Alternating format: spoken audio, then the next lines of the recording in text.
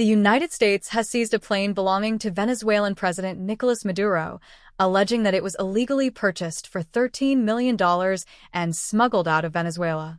According to the U.S. Department of Justice, the Falcon 900EX aircraft was seized in the Dominican Republic and then transferred to the U.S. state of Florida. It remains unclear how and when the plane ended up in the Dominican Republic. Tracking data indicated that it left La Isabela Airport near the capital, Santo Domingo, on Monday and arrived at Fort Lauderdale Airport in Florida shortly after. There has been no immediate comment from Mr. Maduro or the Venezuelan government regarding the seizure. U.S. officials stated that the plane was seized on suspicion of violating U.S. export control and sanctions laws. They added that an investigation revealed that individuals affiliated with Mr. Maduro allegedly used a Caribbean-based shell company to conceal their involvement in the illegal purchase of the plane from a company based in Florida in late 2022 and early 2023. The aircraft was then illegally exported from the United States to Venezuela via the Caribbean in April 2023.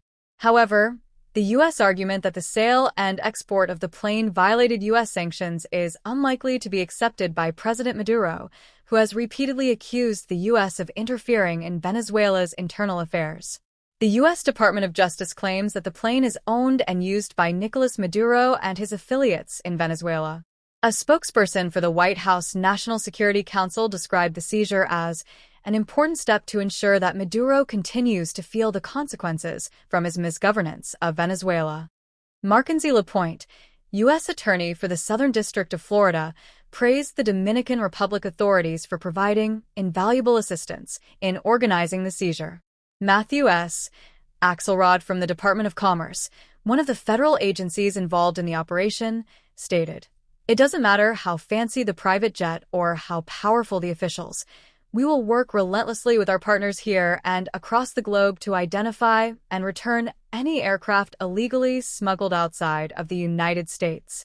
According to data from the Flight Radar 24 website, the plane appeared to have been flown to the Venezuelan capital, Caracas, after arriving in Kingston in St. Vincent and the Grenadines in April 2023.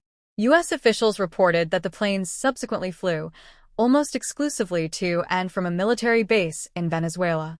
It is still unclear how and when the plane arrived in the Dominican Republic. However, U.S. officials stated that the jet had been used by Mr. Maduro on visits to other countries.